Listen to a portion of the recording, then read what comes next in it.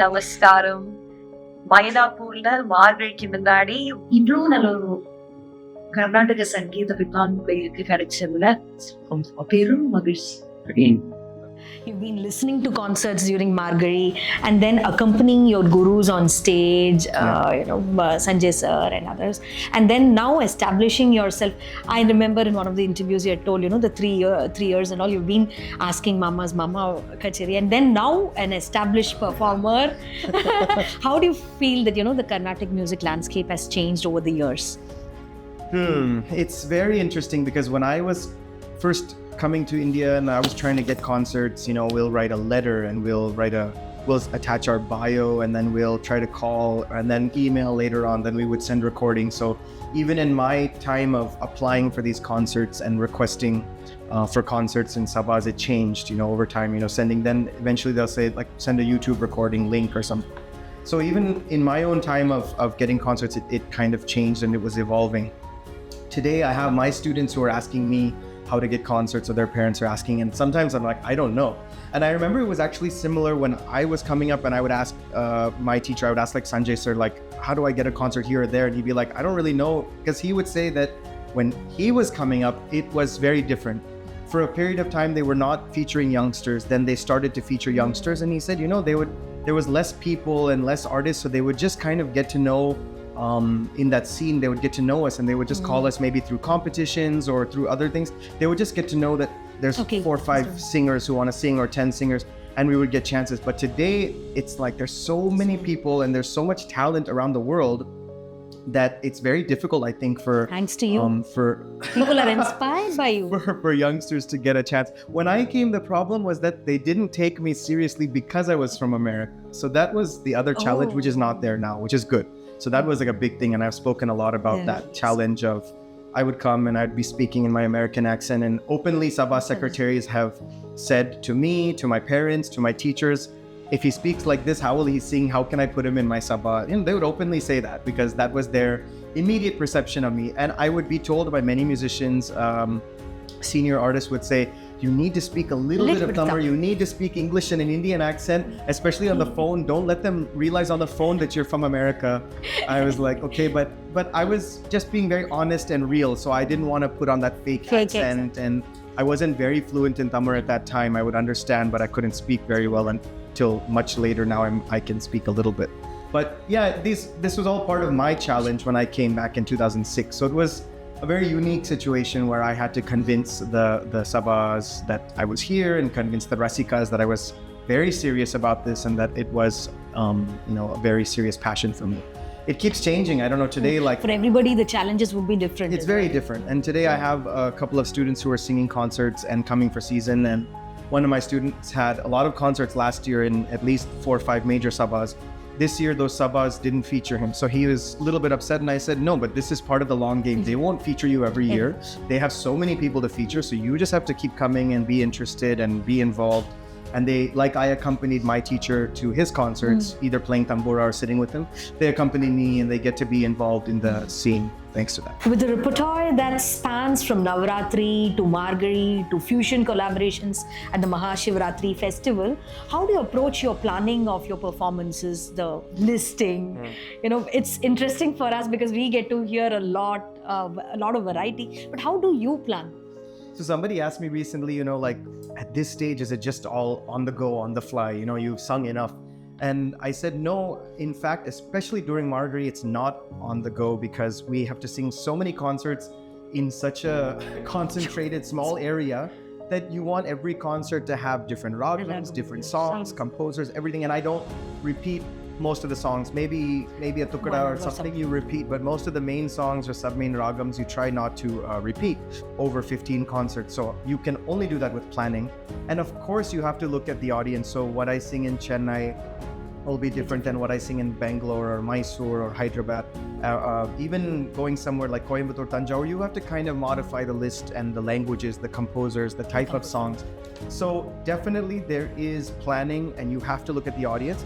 And of course, something like Mahashivratri or a fusion or collaboration is a whole different sort of planning that goes involved. You're collaborating with other artists, with a band, with so many different things. So when that happens, it's a whole different approach. If I'm with a Hindustani artist, We look at what are the common ragams that we are comfortable with. I may know some bhajan or an abhang, which they would sing.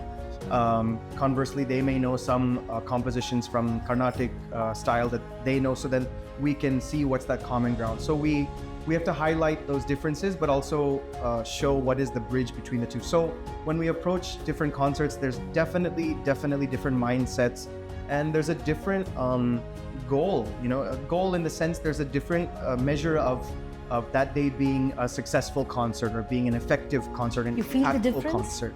Absolutely. You can't go, like I said, I can't go into a concert in Chennai versus Bangalore and just sing the same way, same thing. It takes a little bit of modification of the planning, because the audience there is slightly different. They want they want more Kannada, they want more of Karnataka-based composers. And Tamil Nadu also, they obviously would want more Tamil compositions. And then of course, wherever you go, if it's a more traditional heavy audience, you want to include very heavy pieces, heavy ragams, ganaragams. Otherwise, they'll say, Ganaragami, something like they'll say, oh, what is he singing today? Then some places you go and you'll be singing along, Todi, Bhairavi, and then They see people are dozing off. So you have to for sure have the pulse of the audience and be able to make on-the-spot changes. So yes, I do plan, but I'm also ready that when I see the audience and I'm like, this isn't working, okay, I can change, in a minute, I can just change the next song, either to a faster song, a slower song, different language, different ragam. In that moment, you have to have it already. And your accompanying artists also know it by the pulse. They just know that's the rapport that you're building. That you have with certain teams, and that's why you'll see artists have like a short list of violin and mridangam and gatam, jira, who they would like to perform with more often. Now, do you think, growing up with influences like U2 and Guns N' Roses and all in America with your brothers, I've heard you telling that, they used to listen, and then you were also listening to it at some point of time. Do you see that they are the reason behind your collaborations during the Mahashivratri? Especially, we get to see a lot of variety with Western music. It's not the reason. I definitely won't say that is the reason, but my exposure to different styles of music definitely has helped in the long run. So I grew up listening to so many different genres just because I was in America, so whatever my friends are listening to at school, I'll listen to what my brothers are listening to. I mean, they were also very much like into Carnatic music, but they also had their influences of their peers. So that influenced me. So because of all this outside influence, I was listening to a lot of different things. And after I moved to India, I was exposed to more of the Indian film industry music. So whether it's Bollywood, Hindi music, or the Tamil film industry, a lot of A.R. Rahman sir, Ilayaraja sir's music primarily, of course, many other composers. It kind of just helped me to sort of, I would say, diversify just my thought about music. So, but even then, I didn't really get into fusion and collaboration much until 4 or 5 years ago. So it was really only from 2020 or so that I even started to collaborate, do collabs with different artists from Hindustani, from folk traditions, from completely non-Indian traditions. With now I'm working with some German producers. I've worked with a Toronto producer who primarily is into hip hop and R&B, and we've combined Carnatic with that. So it's I won't say that that's the one reason, but it definitely is a big factor. And I think just kind of after a certain point, so what happened was really the timeline is that when I first moved to India, I felt like, I want to do everything. Then I realized this wanting to do everything was sort of like I was in a position where I wouldn't do any one thing properly. So I actually made a very conscious decision that I wouldn't do fusion, I wouldn't do collaboration. Let me just focus on Carnatic, my solo singing, my learning, my performing, all of that development and growth. And then once that reached a certain stage where I felt, okay, this is solid now. Not that I'm done with it, there's no sort of graduation or completion, but I felt quite solid with that foundation. I thought, okay, now let me take that and see how can I connect it with other styles. Because for me, ultimately, this connection with other styles and the collaborations, for me, the goal is actually to bring out more Carnatic music. It's not about just having fusion for the sake of fusion, for doing something different. But I've always looked at it as, how do I bring Carnatic music out in that? I'm not going to come there and sing Hindustani music. I'm not going to come there and sing jazz or do something that's like opera or something that's folk. I don't know that.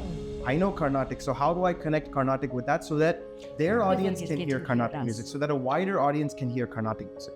So this is this has been and continues to be kind of my primary goal with the collaborative work, is the propagation of Carnatic music.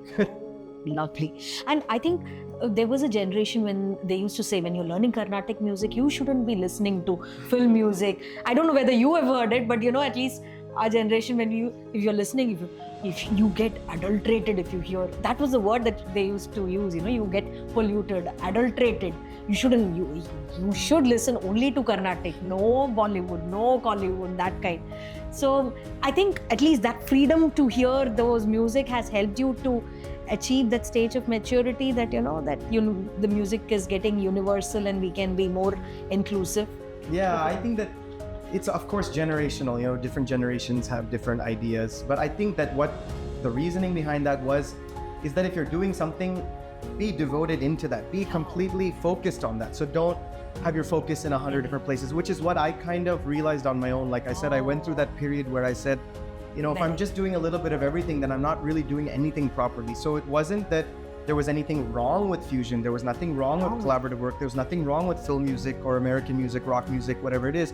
It's just that if I was kind of doing everything and trying to figure this out and that all at the same time, I wasn't really learning anything properly. And I realized after a point that I would not know any of those things, especially Carnatic music, which was my main focus.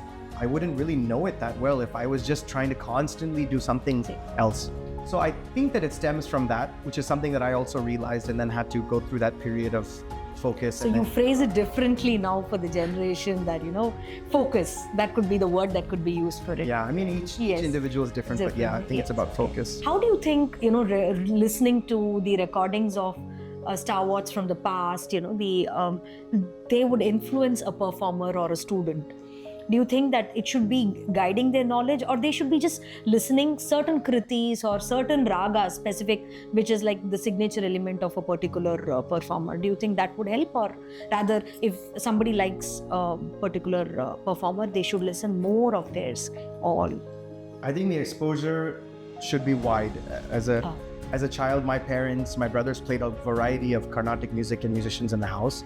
So I was exposed to so many different artists and styles and the songs which they sang. See, each artist has a different repertoire. They have a different specialty that, it could be in the kritis that they sing. It could be their approach to raga alapana. It could be their approach to ragam tanam pallavi, or their nedaval singing, or their kalpana swaram, or it's so many different things, and each artist cannot master everything. So you go to different artists and you see how is their approach different to even sometimes the same kriti. So how is this school sung that Tyagaraja Kirtana? How is this school sung it? What is their approach to Diksha, the kritis, their approach? It's so different, then that helps you because you can take a little bit from everything.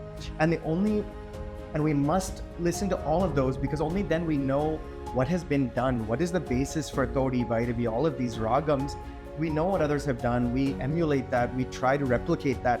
Then we can build on that with our own ideas and our own creativity or manodharma. If we don't know what's already there and somebody just says, this is the scale for Todi, you won't be able to sing. What you sing will probably not sound like Todi, first of all. And you won't know what's already been done. You'll think everything you're doing is new. It's not. Most of it has already been done. Can you replicate that in a nice way? Can you recreate that beauty? It's like an artist painting something, if they have a landscape. Is it just about making it like a photograph, or each painter paints it in their style, which has its own beauty? So this is the same thing when we approach music as well, right? But how do we know that? Only if we know what's already been there, that's been composed, that's been presented, that's been performed in whatever recordings we have. Then we can build on that. And of course, music, art is living. It's a living art form, especially Carnatic music. And so in order for this to keep growing, to keep evolving, we have to know what was there before us, behind us. Only then we can go forward. Now, the Margari season, we have 3-hour kacheris and all that coming. But through the year, it's more of podcasts than the YouTube channels and the reels that dominate. More of listening. That is the real 30 drive. seconds at a time, yeah. 30 seconds. So how do you think that has shifted the knowledge base of the listeners? Or do you think Rasikas are also now impatient to come to longer kacheris? Or do you find there is an audience for the 3-hour kacheris like this? The audience for the 3-hour and 4-hour is definitely going down. Without a doubt, it's going down. So as a novelty, they'll have a 3.5, 4-hour concert and you'll get some audience.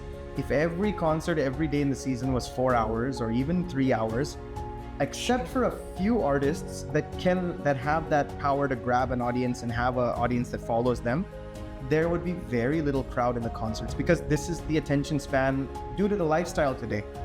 You can't say anything good or bad. People look at it and say, oh, that's so sad, that's so unfortunate. That's just the reality. There's nothing fortunate or unfortunate about it. That's the reality. Accept it and figure out how to deal with it is the way that I look at it. Today, we're in a culture of, we went from 3 hours to 2 hours to 1 hour. Then the Reels and the Instagram and Facebook culture came that before that, I should say 5-minute songs on YouTube. Now every popular track is 3 minutes. You know that the average track for average track time is 3 to 3.5 minutes, because even 5-minute tracks don't do well. And I'm talking about Western pop music. They're 3 minutes. Then the reel culture came, 90 seconds. Now you have 10-second reel, 5-second reel, 1-second reel was trending. 1-second reel, because this is just the trends and what's going on. So with this sort of thing happening, we have to see, how do we engage the audience? How do we keep them interested? Is it that one way to look is that I'm going to sing 2.5, 3 hours. I don't care even at the end of the concert if there's only 10 people there. There's 10 people. Those are my 10 people that are there to listen to me 3 hours, and I'll do it. But I don't think any artist is happy to do that. To just have 10 people there. Every artist wants to have a full house and have a large audience to listen to them. So you have to see how to balance that, which means you have to change the packaging of the concert a bit. It's not just purely time. It's not just that 3 hours becomes 1 hour and then it's fine. That 1 hour could be incredibly boring also. Or that 1 hour or the 3 hours can be incredibly interesting. It needs to be engaging and interesting, which means we need to change the presentation, the packaging. This could be that we involve different instruments. It could be that we involve different repertoire. It's so many things. That's where your planning comes into picture? Absolutely, the planning comes into picture, and incorporating different musicians, different instruments. So recently I've sung a couple of concerts with guitar and flute and different percussion set. I'm going to do something like that again in January with a large ensemble. Now, I'm not saying every concert should become that, but here and there we need to try those things and see how the audience reacts, and if they accept that also, and if they're enjoying that. So it's always about that being realistic. Now, do you think in the same lines of, now the learning also a lot of online apps, and then, there's the pre-recorded sessions online, and children are trying to learn Carnatic music like that. Do you think this is influencing the learning styles of, Carnatic music like that, which was earlier supposed to be like the Guru Shishya Parampara? Well, see, the good thing about this is that you can reach way more people around the world. So you can try to at least introduce Carnatic music to a much wider audience, and larger population around the world, because of things like YouTube lessons, the apps, the software that's there, mobile apps or things online. Because of this, it's very easy for people to access that information and at least have some basic knowledge, learn the fundamentals. Now, the downside of that is that when you don't have a teacher there to correct you, you may be learning it wrong. That could also happen. You may be learning something incorrect or inaccurate. So it is, of course, better to have a live guru in front of you. Now, the question is, are you saying you're comparing online teaching to a live teacher? Yes, live teacher is always going to be better. But if you're comparing online teaching to nothing, then online teaching is better. So it's always, it's relative to what you're talking about. Yes, that's better than nothing, at least. So ideally, you should have a teacher who can teach you and correct your mistakes and tell you the specifics, the real intricacies, and make sure that you're learning it properly. I was probably at the end of that generation, just before the online learning really picked up. So it was just picking up, but I never had a single online class in my life. I always came to India, I learned. My teachers would never teach me online. When they came there, I would learn. When I came here, I would learn, and that was it. And the rest of the time I practiced. I learned from recordings, then I would come and sing that and polish it with my teacher. Now, of course, I teach online because most of my students are in the US or the UK. And that's the only way that, in today's world that it's done. Of course, I keep on encouraging them to come to India. Come to India, spend your summers here, have in-person class. So they come in the summer, they're coming now for December season. I go and spend some time in the US, and I have students who fly down from Seattle, from the Bay Area to Los Angeles, and they just spend a few days just to have class every day with me for a few hours, and then they go back. So I always do stress and encourage that importance of in-person classes, interaction. But it's not possible all the time anymore. And we shouldn't look at it as a bad thing. The online platforms like the Skype and Zoom and whatever, Google Meets, have enabled us to reach more people around the world. It's actually a good thing. We can connect with so many more people. But you do feel that, the way you would have reacted to Calcutta sir and then Sanjay sir, the way you have linked yourself, even when they were not there, you were thinking of them, and now with the online apps, you find the difference where students are able to, they don't really connect with you as a guru. Do you feel that? The connect can be there, of course. Yeah, a lot of the connection and the the bonding that can happen with the teacher and the student, it's a lot easier in person. So I was 11 years old when I learned from K.S. Krishnamurti, Sir Calcutta Krishnamurti. And, it was so funny because I was probably one of his youngest students. He was already teaching all of the top senior superstars of music. And this little kid comes, but he found a way to relate to me, which made me really interested in the music, because it could go either direction. It could really fail and go the other way, where I get really turned off and I say, oh, this is not for me. But he was able to connect the music with me. He would joke in class. He would make fun of the way I talk, things like that. And I had a great time with him. And so because of that, my interest also only grew. So that is a lot easier when it's in person, but it doesn't mean that it's not possible online. It's just that the teacher also has to take that extra step. And yeah, for sure that has to be there. That has a lot to do with the personality of the teacher and the student. I have a student who comes from the Bay Area to LA, and he was first learning from me. He started during COVID. So our first 1 or 2 years of class was completely online. I didn't even meet him in person for 1 year. It was completely online. And then I think I met him, but we didn't have class. Maybe 1.5 or 2 years after he started, he came for in-person classes. And his mom told me later, she said, oh my God, he of course enjoys the online, but he said in-person is like a whole different thing, because every little thing is, he's correcting and he's guiding me. And it's a lot of it. Like I have another student who sings really well. And then when I see him in person, the talam is not that great, because there's issues with technology, is that there's lag. There is a second lag. There's a sync issue. Then I realized, oh my God, your talam is all over the place. Let's fix that. There's certain things, like really, really minor things, that are very difficult online. So looking at, now we've spoken about Gen Z, the music. How do you think the buzzword right now is AI? How do you think AI can influence our... It's totally double-edged, right? AI is doing a lot of good, and then we see a lot of bad also coming out of it right now, with so many of these AI scams happening. When we look at music, it can be really helpful. I've heard a lot of artists saying, what's going to replace the artist? But I don't know, at least I don't feel it is yet. Yes, it's creating like amazing pieces of music, but as a vocalist, I've noticed that it's not able to recreate the soul with which somebody sings. There's something deeper than just getting the right note and singing on beat and singing in the right ragam. Those things are all very basic. Those are like, fundamentals that has to be there. Beyond that, there's a creativity, there's something beyond just that, the fundamental aspects that right now only humans seem to be able to bring. I don't know the future of AI, the way it's going. Who knows if it's going to recreate that also. Hopefully AI only recreates the parts that are difficult for humans to do, and in all fields, not just music. But I hope that they focus more on the things that are very difficult for humans and that will benefit humanity, and not just recreate and replicate. Try to replace humans. What humans are doing. Let's see. But do you think that the technology can be utilized well for the sabha acoustics, and the sound engineering of it can be totally changed, like a Dolby Atmos coming into the sabha? Do you think it'll make a difference of how the younger generation would come and try to listen to kacheris? Yeah, definitely. There is also a movement now. Many organizers and organizations are moving towards better acoustics, better sound systems, better auditoriums.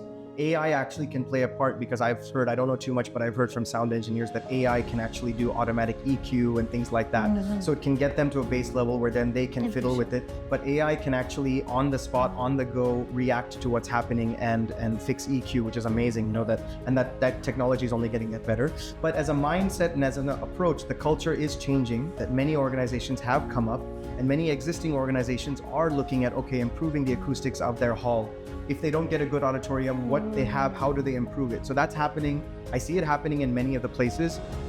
The problem is that, one is that many people have just accepted that with Carnatic music, it's going to be bad sound and will go anyway, which is not a great attitude to have.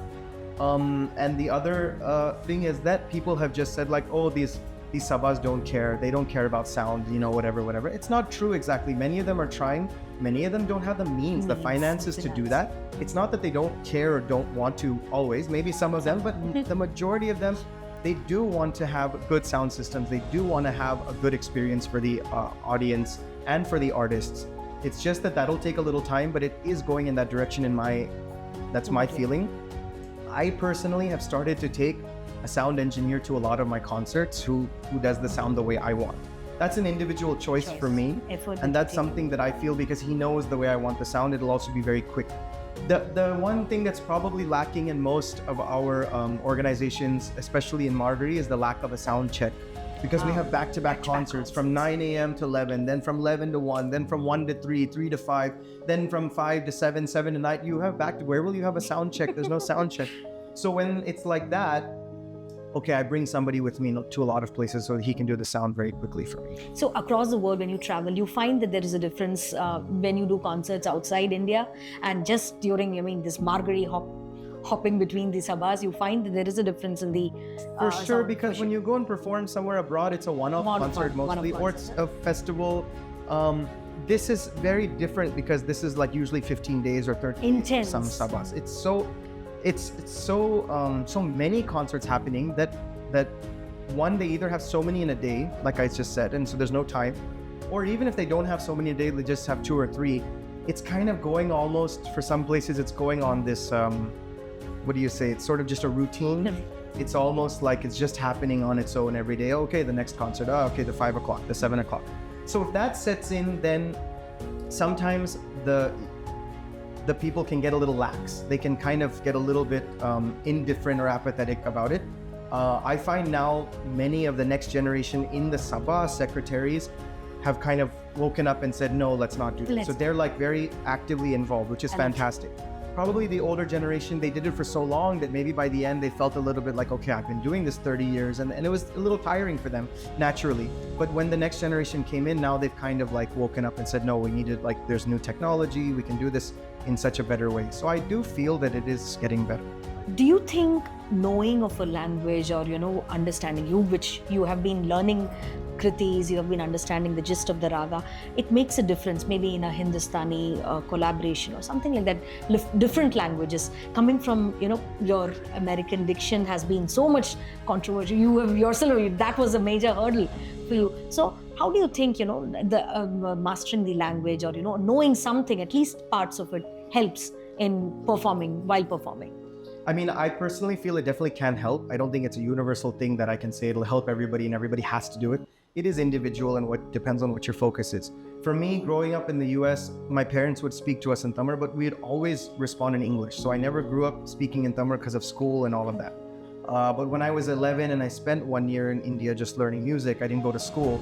I also learned Tamil at that time. So I learned to read and write Tamil script. At that time, it was not because of music that I was doing it. I didn't look at it that way as a skill for my music. It was just something that my neighbor was at home and she was doing these Tamil tuitions after school. So she was like, why don't you also come? And I just went. Now it's so helpful to me because I can pick up a book and if it's in Tamil script, I can get the lyrics. It helps me with the pronunciation. So it helps in so many ways that now I find the benefit, huge benefit of being able to read and write Tamil. And also because I have started to speak more fluently in the last 15, 16 years. That has also helped my pronunciation when saying, especially Tamil kritis. I may not know the vocabulary so well, so I don't know every word when I'm singing, but I look that up. I do look it up. That's my personal choice, that I want to know the meaning of songs, and I don't always remember every meaning of every word of every song, but I do like to go back and refresh my memory, especially when singing Naraval, certain kritis. I want to know what is the meaning of that line, what am I singing? And as you said, when we go for a Jugalbandi or something with a Hindustani artist, the first thing they ask is what is the meaning of that line when we're doing something. So I want to be able to tell them, and then they tell me we're composing a Ragam Tanam Pallavi. every Ragam Tana Pallavi, I sing, I want to know the meaning of that line. It's just one line. One line. You can't know that, then what are you doing? You know, so for me, I'm like, at least that one line I should know, because I'm going to do so much improvisation on that line. I better at least know that much. And it really has, I am listening to you, I think that has influenced Bhava, or we know what you're trying to communicate to the audience. It definitely has. You can play around with the words. People who understand will appreciate that. It can reach them. See, lyrics, I've heard a lot of instrumentalists say, you know, you guys have this advantage that you sing the words. People hear the words and it connects with them, even if they don't know the music. So that, why not capitalize on that advantage that we have? We would like to know what new ragas or kritis, something, a sneak peek. I don't want to tell you. Into what would be coming this season. No, if I tell you now, then you won't come and everybody will say, oh, yeah, I know. What eagerness to listen to that. I mean, I won't say that I'm planning something new in every concert, but I am trying to revive some old kritis that I haven't sung and planning some pallavis. Recently, I sang this ragam and I'm thinking about maybe doing a pallavi, but I haven't planned. There's a ragam called Swarnambari that I discovered recently. So things like that are there in my mind. I don't want to divulge too much. Not too much. This is sneaking. But every season we do sing new kritis. Like I don't want to repeat what I've sung last year. So there's new songs or old songs that I'm bringing back. So there's definitely new things in store. That does happen through the concerts in March. All of these songs and repertoire kind of go through these cycles. So an artist usually has 50 to 100 songs that they keep cycling through for one year or so. So I've realized that because you have this song you learned and you're so excited by this new song, you sing it a lot, then everybody has heard it. So you're like, oh, I can't sing that now for another couple of years. So in that cycle, I'm bringing back some of my old songs that I haven't sung in many years. And of course, you have to keep singing the audience favorites because the same requests come. They have come eagerly. They want to hear that. So you have to do that mix. That's only fair. If I only sing the new things and only sing what I want to sing, then there's a group that will say, but I heard that recording and I heard this concert and I love that song. I want to hear that. Fair enough. I have to sing that for them as well. That balance has to be there. That was really nice talking to you on it. Truly. Thank you so much. Very good.